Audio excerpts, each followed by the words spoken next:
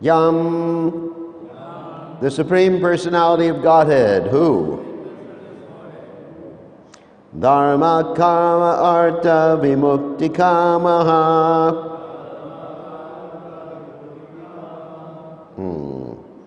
Persons who desire the four principles of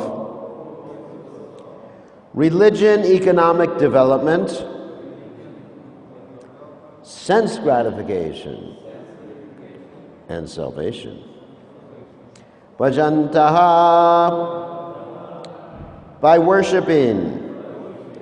Ishtam, the objective. Gatim, destination. Apnuvanti, can achieve. Kim, what to speak of. Cha, also. Ashishaha, other benedictions. Rati, he bestows. Api, even. Deham, a body. Avyayam, spiritual. Karotu, may he bestow benediction. May, unto me. Adabradayaha, the Supreme Personality of Godhead, who was unlimitedly merciful. Vimokshanam, liberation from the present danger and from the material world. Translation: after worshiping the Supreme Personality of Godhead, those who are interested in the four principles of religion, economic development, sense gratification, and liberation, obtain from him what they desire. What then is to be said of other benedictions? Indeed, sometimes the Lord gives a spiritual body to such ambitious worshipers. May that Supreme Personality of Godhead, who is unlimitedly merciful, bestow upon me the benediction of liberation from this present danger and from the materialistic way of life. So purport by His Divine Grace, A.C. Bhaktivedanta Swami, Srila Prabhupada Ki Jai. Some men within this material world are akami, free from material desire. Some are ambitious to get more and more material profit. And some desire fulfillment in religious life, economic development, sense gratification, and finally, liberation. Akama sarva kamo vaha moksha kama udarataki tivrene bhakti yogena yasheta purusham pradham. It's from the Bhagavatam, 2nd Canto, 3rd Chapter, Text 10.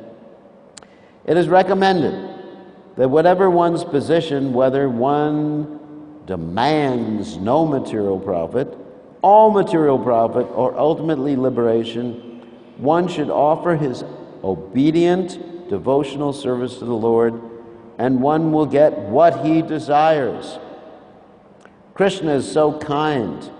Ye tamam prapajante tam sadaiva bhajamyaham. The Lord reciprocates. Whatever even an ordinary living entity wants, Krishna gives. Krishna is situated in everyone's heart, and he gives that which is desired by the living entity. Ishara sarvabhutanam hrideshe arjuna tishtati brahmayan sarvabhutani yantra rudhani maya. The Supreme Lord is situated in everyone's heart, O Arjuna, and is directing the wanderings of all living entities who are seated as on a machine made of the material energy. It's from the Bhagavad Gita, 1861. The Lord gives everyone an opportunity to fulfill his ambitions. Even such a devotee as Dhruva Maharaj wanted the material benediction of a kingdom greater than that of his father. And although he received a spiritual body, he also got the kingdom. For the Supreme Personality of Godhead does not disappoint anyone who takes shelter of his lotus feet. Therefore, since Gajendra, the king of the elephants, had surrendered to the Supreme Personality of Godhead to get free from the present danger and indirectly from the present danger of materialistic life, why should the Supreme Personality of Godhead not fulfill his desire? So, Yam dharma karmartha vimukti kama bhajanta hishtam gatimapnuvanti kim shashisho rajyapi deham avyayam karoti me dabradayo vimokshanam. So, Om Gana Timidanda Shah Gananjana Shlakaya Chakshur Unmilitam Yena Tasmai Shikadave Namaha.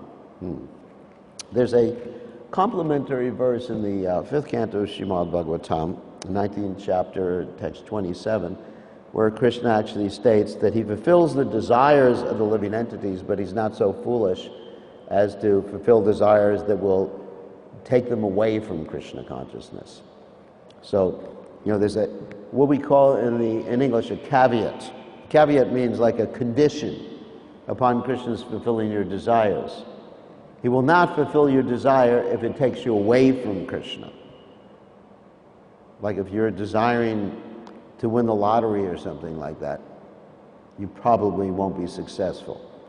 So, anyway, the point is that Krishna is encouraging everyone to serve him regardless of the motive. So what does that mean also as far as our preaching is concerned? If we preach, let's say, to people who are just ordinary people on the street, to basically give up all your desires, surrender to Krishna, it may not be that effective in the beginning. In the beginning, we just have to tell people sometimes, just like you have these pictures in the wall of the temple of different devotees who serve Krishna, and they got like the fruit seller picture you have there, which Vasudeva put up there, right? The fruit seller picture, you know the fruit seller picture? And you have, of course, a Sudama Brahman picture, right? And so that encourages people. So the main thing is that we don't want to encourage sense gratification. At the same time, we don't want to be so heavy about renunciation that people are not attracted to the Krishna consciousness movement. So it has to be a happy medium. And in that light, we can tell some stories like Sudama Brahman, like the fruit seller, etc., that encourage people in Krishna consciousness and without getting heavy on people to give up material desires so quickly. So this is some very interesting stories, both from the modern day ISKCON and from the Shastras, that indicate how Krishna eventually brings one to Krishna consciousness regardless of one's material desires. Of course, Prabhupada does cite Dhruva Maharaj, and I'm not going to tell that story right now. But I'm going to tell a story that Bhaktivinoda Thakur tells. It's about a great scholar who had no spiritual desires at all. His only desire as a scholar was to defeat everybody else. Of course, that's mode of passion. You may say he was in the mode of goodness, but actually someone is using his scholarship as a digvijay, which means to conquer over other people and to get a jayapatra. Jayapatra means a certificate of victory. That person is also in the mode of passion. So this particular individual was known as Brajanath Bhattacharya. Bhattacharya, that's a standard Brahmin name, in case some of you don't know. But Brajanath is a very nice name, because it means a servant, or he wasn't Das at that point, but it means basically a servant of the controller of Braj, who is Krishna. So anyway, so he was born in Sridham Mayapur, and he was defeating all the Pandits, and the other Pandits were very upset about this. They could not even walk outside because they were afraid they would be accosted or challenged by this person. You understand? This is Bengal. Bengal is known for Pandits, intelligent people. Not known for strong physical people. Just like when the Bengalis, they go to Vrindavan, they usually have to have a bodyguard with them because they're very small, but they're very intelligent. Many of the let's say political movements in India started from Bengal, and of course Prabhupada did say that if you have two Bengalis, you have two political parties. So, but they're definitely very intelligent people. And we see Prabhupada appear in Bengal. Srila Bhaktisiddhanta Saraswati Thakur was from a Bengali family. Of course, he appeared in Orissa. So very, very intelligent people. So all these scholars were afraid of accosting this Brajanath Bhattacharya. And there was one of them, his name was Nyaya Chudamani. Nyaya means logic. You know, that's one of the darshans. Nyaya, logic, and it's very important for people to understand logic, too. But there are some scholars who think that simply by Nyaya, or logic, they can understand the absolute truth. And that's very, very nicely defeated, that philosophy, in the Mahabharata, in the discussion between Yudhisthira and Yamaraj. Tarko pratishta shruti na vivina. He says, Tarko, that means argumentation, logic, you're not going to establish the truth.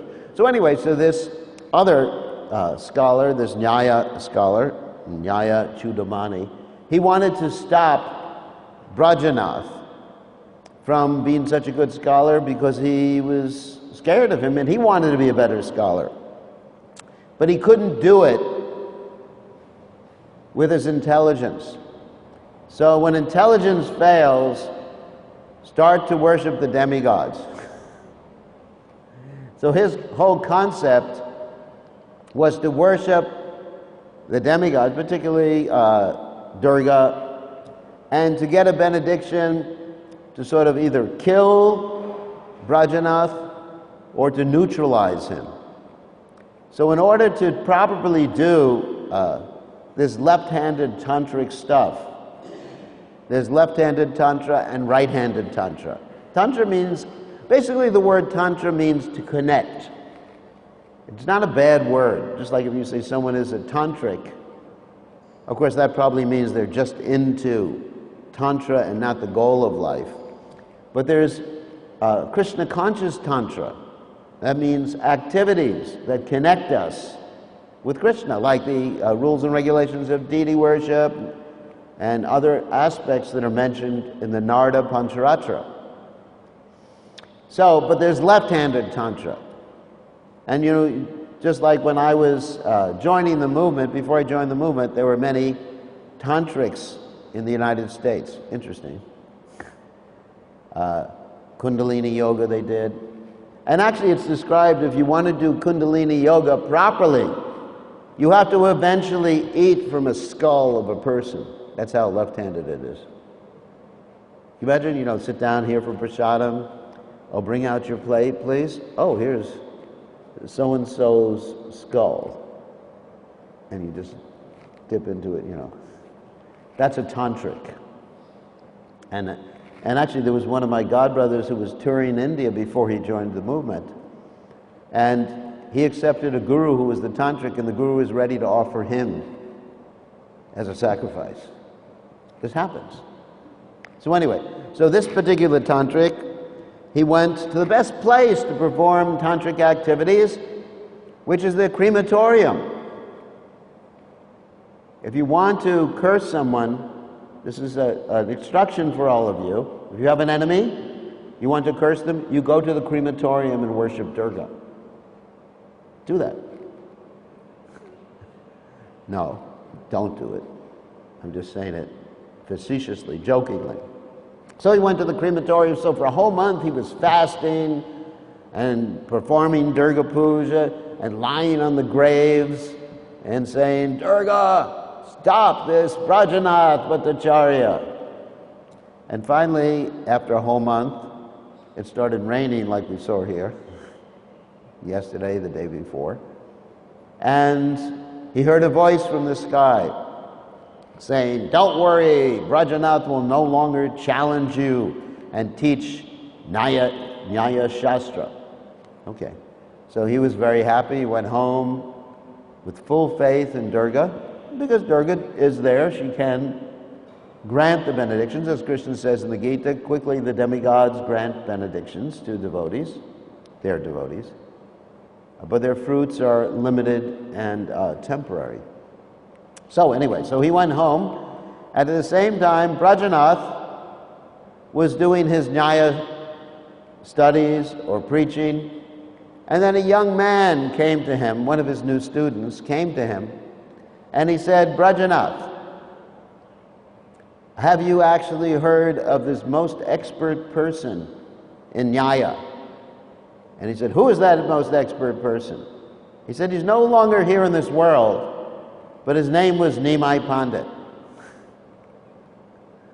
And you should study his Nyaya and you become a better Nyaya philosopher.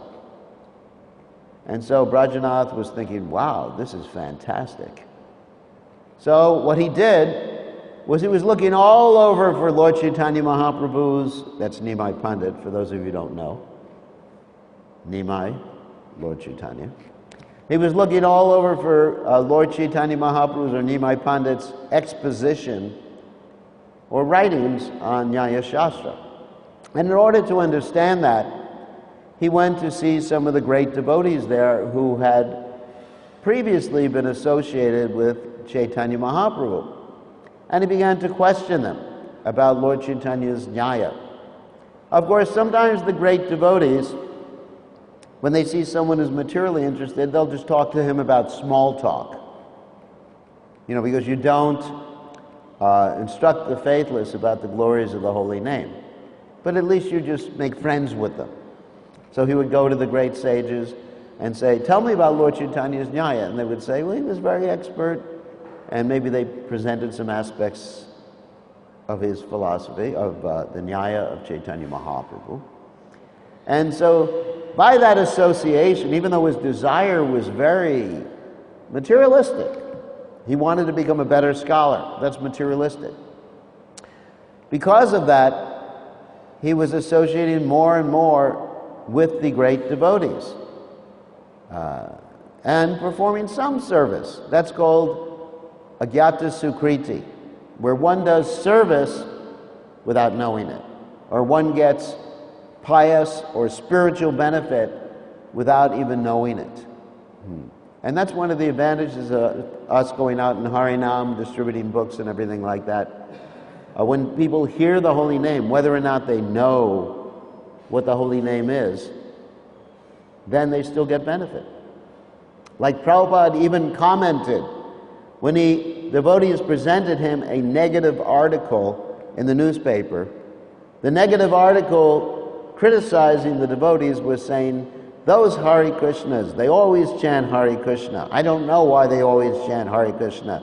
They're addicted to chanting Hare. You know, I'm not saying exactly what they said. Prabhupada looked at the article and said, oh, very nice article. Because they're chanting Hare Krishna. Isn't it? Like you have that story of Gadadhar Das, not Gadadhar Pandit Goswami. Gadadhar Das wanted to get the Qazi, that's the Muslim magistrate, to chant Hare Krishna. And everybody else was scared with the Muslim magistrate. They wouldn't speak to him. But one night he knocked on the door of this Qazi and he said, let me in. And the Qazi just got up out of bed, was wiping his eyes. He said, what do you want, Gadadhar? And he said, I want you to chant Hare Krishna. And Qazi didn't know what to say. I mean, I guess he was too tired to get angry. It's good to approach people when they're too tired. then they'll agree to any damn thing. So, or after they eat. That's the best time to approach someone, is you feed them. And then they're so happy you can get whatever you want from them. Anyway, so the Kazi said, just go back home. Tomorrow I will chant Hare Krishna. And Gadadhar Das, he said, why wait till tomorrow? You just chanted Hare Krishna. Haribol.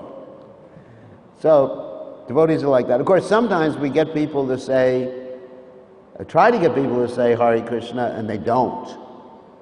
No matter how much we try. Just like one time, many years ago with my mother, I introduced her to a devotee named Krishna Priya. I said, her name is Krishna Priya. But all she could do was call her Priya. She couldn't, I say, please call her by her full name. No, just call her Priya. So sometimes it's like that, like Krishna says in the Gita, the whole world becomes joyful hearing your name, but the demons are afraid and they flee here and there. There's a verse from the Gita. So anyway, let's get back to the story about Brajanath. So Brajanath was just always chanting the name Gauranga, Nimai, Nimai, Nimai, Nimai. Where is Nimai? What about his philosophy? Nimai, Nimai, Nimai. Didn't chant Hare Krishna at that point. So eventually he went home to get prasadam, and he asked his mother, who was older, and his mother had been present when Nimai was present, and he asked his mother, did you know Nimai Pandit? And his mother practically fainted in ecstasy when she heard that. She says, oh, he was so wonderful, and he used to like to eat shak. Shak is spinach in Bengal. And then his mother served him some shak. And he was just thinking, oh, this is my Nimai shak, my Nimai shak. So the whole time, although he was approaching Nimai Pandit, or approaching the philosophy of Nimai Pandit, he had no desire to be Krishna conscious at all. Absolutely no desire. But then, after a few days, he just thought, if Nimai Pandit gave up teaching Nyaya, then there must be something better. And so he went to some of the great devotees there, and he took shelter of them, and then eventually realized his spiritual identity as a cowherd boy. Pretty good, isn't it? So that's the benefit of approaching Krishna, even if you have some other desire. Even if you just come to the temple to eat prasadam. I mean, many people came to the temple, just joined the movement, just to eat. You know, not that they were hungry. In America, people weren't hungry. But at that time, we used to cook for the guests with ghee. And the interesting thing about ghee is you never forget the taste. I don't know if you can afford to cook with ghee here for everybody, but obviously, maybe not. But you never forget the taste. So people just came and ate a pakora, and then they went into a trance and joined the Hare Krishna movement. And they woke up 30 years later discovering what they had done. So people came for various reasons. I mean, Krishna, of course, says, Chatur Vidha Bhajanti Mam. People join because they're in distress. People join because they're inquisitive. People join because they want knowledge. People join because they want money. I mean, there's that famous story of the person who went to Vrindavan because he heard that there was a Krishna with jewels on him and he wanted to steal the jewels. So there's a person who joined because he was a thief. So maybe we should leave prasadam out for the thieves here. Maybe that's a good idea. So when they break in the office, there'll be a note, this is for you. There's a plate of prasadam. And Prabhupada actually said, there should always be 21 plates of prasadam in the temple when people come, isn't it? Receiving guests. Prabhupada said you should. Why? And then the question is, but what if there's no money? And Prabhupada said, Krishna is not a poor man. I mean, Krishna is married, or not married, but he doesn't get married, but Lakshmi is married to Narayan. And so when you have Lakshmi, don't worry about money. because Lakshmi is always there. If you have Narayan, you have Lakshmi, and if you don't have Narayan, you have Durga. So anyway, this is a very wonderful story, how this devotee became Krishna conscious. And there's other stories too in modern day ISKCON. I mean, there's stories, I think I've told some of them before, but they bear telling again. In one country, in Brazil, the devotees were being investigated by the government. Because in many countries, they suspected devotees. In India, they suspected the devotees of being CIA agents. I mean, that would be crazy. If the CIA is so unorganized as the Hare Krishna movement, they're in trouble, right? You know, I mean, then the whole country would fall apart if that was the case. You know, it'd be pretty stupid anyway. So we have to get organized in the movement. That's the point. We're disorganized. Prabhupada said this movement is going on only by Krishna's mercy when he saw the devotees being so disorganized. So anyway, in different countries they thought, you know, this is the CIA, or these people are cheating, or these people are crazy. So they sent people to investigate. In Brazil, they sent a secret service person to investigate the Hare Krishnas. So to investigate the Hare Krishnas, you have to act like you're a Hare Krishna. Even some of our devotees don't act like they're Hare Krishnas. But with this person, many of our devotees don't chant Hare Krishna. Isn't that true, Gargamuni? How many rounds do you chant? Well, once a week I chant a round. Or I run around the dinner table before I eat. So that's my rounds. So anyway, yeah, they actually make a different meaning of the word round, right? Yes, I do so many rounds every day. Okay, so anyway, so they sent him to the temple, and he acted like a first-class Vaishnava. He shaved his head, put on Kantimala, was chanting every day, sitting with the devotees during japa period, Hare Krishna, Hare Krishna. He chanted his rounds. Pretty good. And so then, after a few months, he said to the devotees, hey, can I reveal my mind to you? I came to investigate you, but now I want to become one of you. And so he joined, and he's still part of our movement in Brazil. So what is that motive? He wanted to investigate us, to find fault in us. And then he became a devotee. Fantastic. Akama sarva kama moksha kama dharadi tivrena bhagyogena yajeta purusham puram.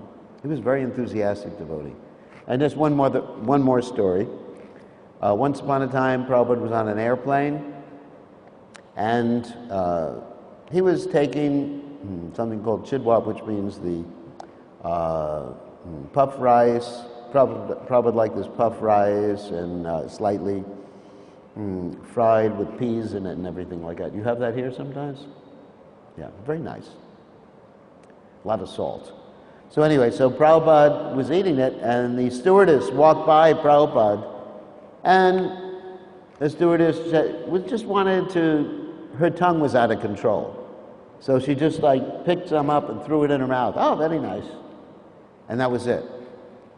Many years later, after Prabhupada left the planet, the devotees were going on traveling Sankirtan, went to some small village and knocked on the door, and there was a lady with Gaurnitai deities and Bhagavatam, chanting Hare Krishna. They said, how did you come in contact with the Krishna consciousness movement? And it turned out she had eaten Prabhupada's remnants.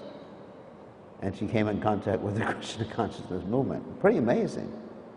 There's just a little bit of association. Of course, eating the remnants of a pure devotee, or the foot dust, or of course, foot bathing water, which she didn't do, but at least the remnants, then these are very powerful substances.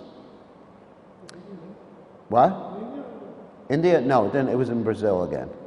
It was in Brazil. But there's many stories like that, you know, where people take prasadam, or people open up a door for a devotee, or people just do some service not understanding the devotee's devotee, or people just like the devotee, even that service.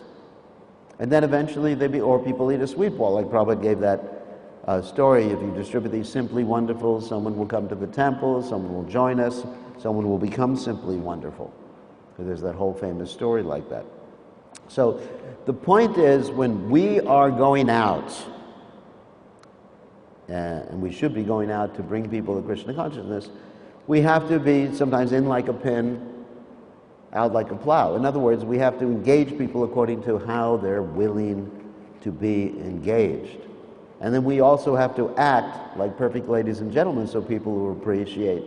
And we don't heavy people out with the philosophy. At the same time, we ourselves should be attempting to give up our material attachments, but to reveal our minds, like here you see Gajendra, who is revealing his mind about his material attachment. He's not falsely proud, saying, I'm a pure devotee, I have no other material desires. He's saying, basically, save me, because he's in distress, right? That was the impetus. The crocodile was attacking him. Save me, Krishna. And also, if you like, give me pure devotional service. But the main thing is, save me, save me. And he's glorifying Krishna according to the prayers that he remembered from his previous birth in this material world. So let us, reveal our minds to each other. What guyam akyati prichati. This is what it means to have a close association of devotees. No, it's nice that we engage in planning, strategic planning, all that. No, I'm not denying that. But we have to have close relationships, relationship building, like it was mentioned yesterday. Instead of outreach, sometimes we should do inreach, right? Inreach means inviting people over for prasadam without any motivation. Just come over and let's be friends. I mean, how many friends do we actually have, good friends, that we can reveal our minds to? How many? Very few, right? That we can actually just say, I'm struggling, I have this desire, I want more iPhones. That's my desire, anyway. So anyway, but you have to stay in the material world if you want an iPhone. Did you know that? Even if you have no other material desire, you have no sex desire, no desire to satisfy the tongue. If you just want a nice mobile phone, you have to come take a birth for that. So anyway, but we reveal our minds.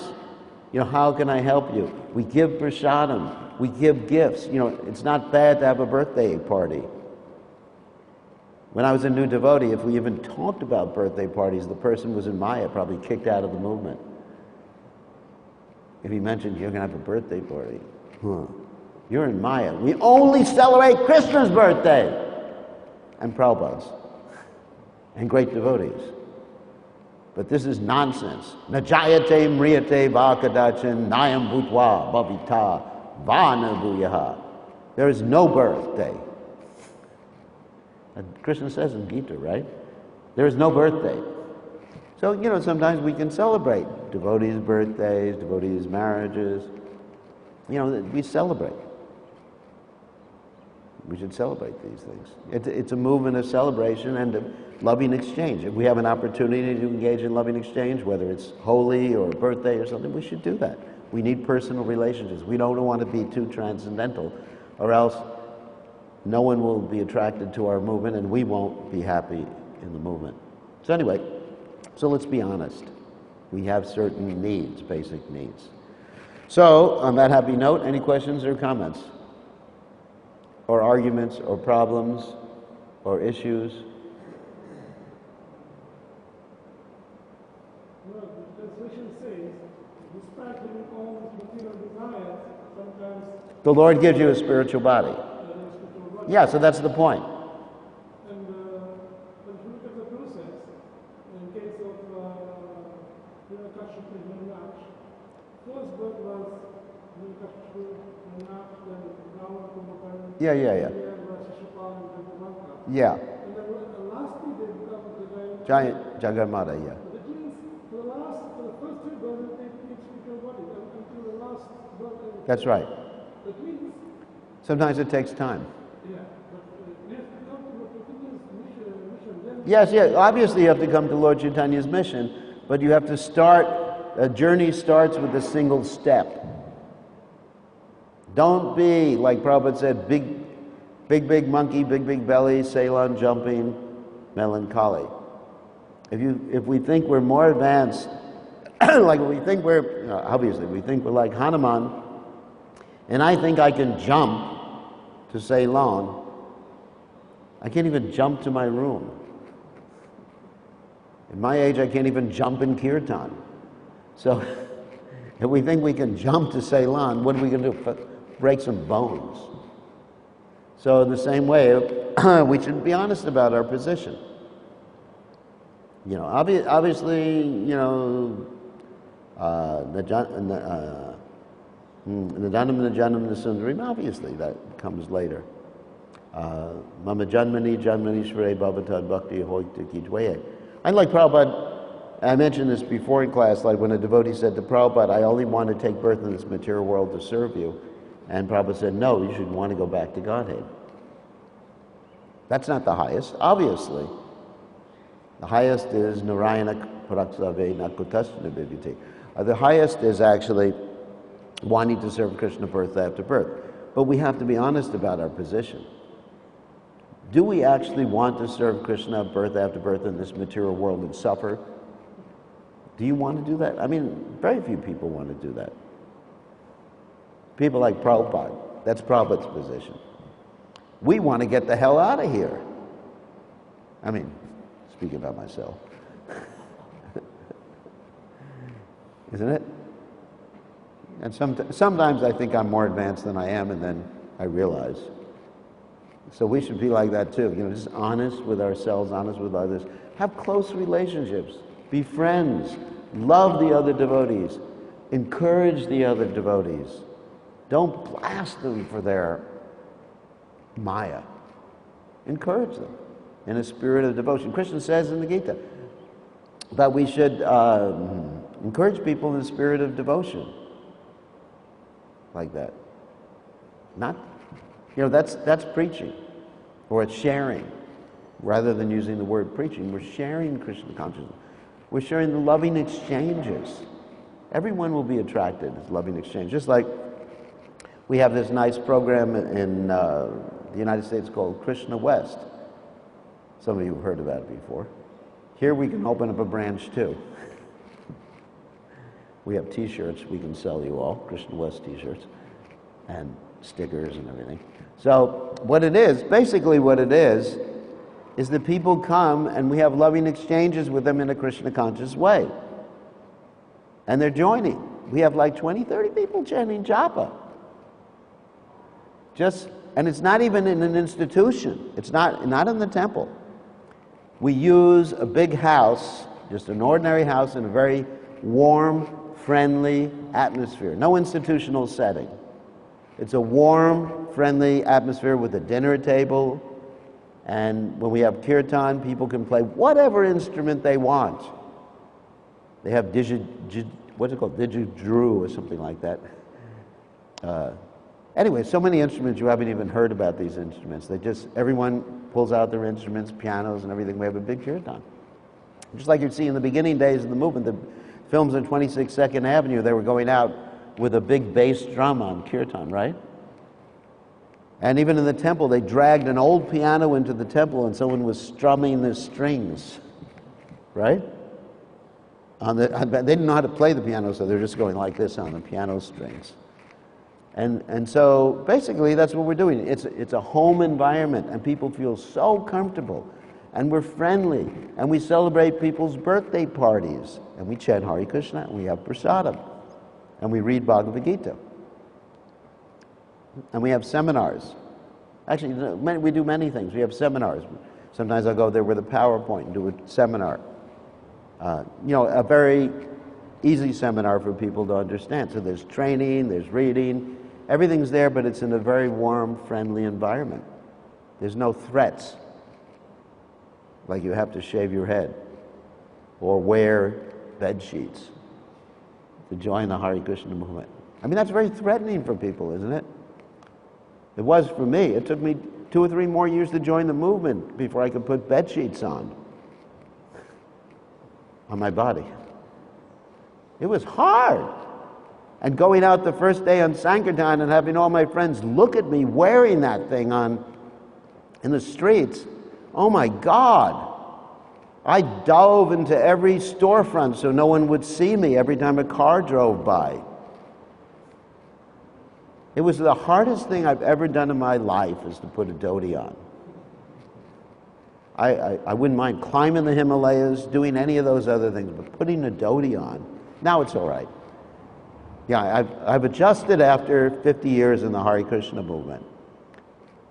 Somehow or other, I like it. But that was the hardest thing. So we don't want to give them too high a barrier to jump over in the beginning, isn't it? We want them to feel comfortable at home. So when we're bringing people to the movement, just bring them into a neutral home environment where they feel loving exchange, not an institutional environment. ISKCON is growing nicely, and we have many of these different initiatives. Are we the fastest growing society? No. We could be. We can learn from other societies. I have one disciple who is a Mormon. She was a Mormon. And she's helping me understand the Mormons are growing faster than us. Faster. The Mormons, yes. Why? Not because of the philosophy, because they're very loving. People come. I walked in, and devotees have heard me talk about this before.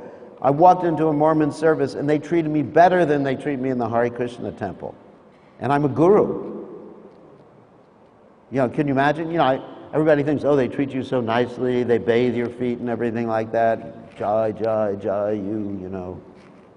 We love you, we love you. But I walked in there, and basically, they embraced me. Of course, I'm not asking everyone to embrace me. And they said, oh, Mr. Swami. I was wearing a dhoti, too. How are you? Oh, it's so good to meet you. Thank you for coming. Wow. It's great you're here. And I thought, wow, maybe I did the wrong thing by joining the Hare Krishna. No, I didn't think I. But I was thinking, why don't we do things like that? Someone comes in the temple and, oh, go away. It's not time. Do you have any prasadam? Come for the Sunday feast, and then we'll talk about it. And then you've got to help serve, too. Isn't it? And so no wonder, but if we just add that one thing of hospitality, I have one devotee who's a very good friend of mine, his name is Peter Burwash. I don't know if you've ever heard of him. And I've talked to him quite a bit about this. He actually has written books about this, too. If we just have that one thing, hospitality, he gives the example of an airline that was doing very badly.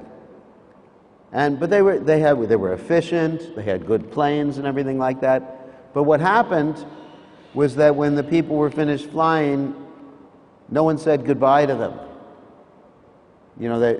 The pilot would lock himself in the pilot's cabin and everything like that. And, you just walk out the door. But now you notice that the airlines have changed. The pilots open the door and say, Hare Krishna. I wish they would say that. They say, thank you for flying. Thank you. Have a good day. And that changed that whole airline. The airline became more profitable at that point. So we should be like that too. Thank you for coming to the temple. Oh, Mr. Patel. Or whatever. Whatever their name is. Doesn't matter what the name is. Thank you for coming. Wow. How's your family? I don't have a family. But how's your family? I'm a brahmachari. So, anyway, just just be nice and get their name, put their name in a database. Contact them. What? Contact them. Be happy that they're coming. Wow, someone's coming. That's why we're here. We're here so that people can come. Not like Prabhupada said, a joint mess for eating and sleeping and doing rituals. We're not here for that. We're here to attract people. Otherwise, we could be in Vrindavan, we could be in Govardhan. And the way we attract people is being nice. Just like someone yesterday came for ghee. Oh no, came for paneer, I'm sorry. He came, it was actually a funny story. He came, I didn't quite understand what he was saying. He said, I came for paneer. And he didn't quite pronounce it properly. And I said, oh, there's no one here by that name.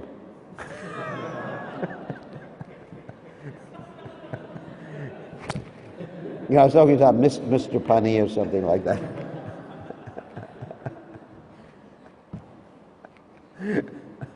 He said, no, he said, I came to buy paneer. And so, then I went to speak to Nrsinga, right? We took him and I said, Nrsinga, do we sell paneer here? And then Nrsinga said, well, there's a girl who does business, I won't mention her name, in the ashram, and she can go into the store and whatever, into the kitchen. And so we took him in, and I guess he was happy. I finally got it. Did he get it? He finally got his paneer. And so he came just to the Hare Krishna movement just to get paneer. I mean, what a desire. It's not exactly a spiritual desire. But still, we should give him a good impression. I thought he came to work on the electrical work because he had an FEA on his truck. So I said, you concerned about the electrical work here? I didn't understand what he meant by paneer, So anyway, whatever reason someone comes, they can become Krishna conscious. So on that happy note, we should end class. All glories to His divine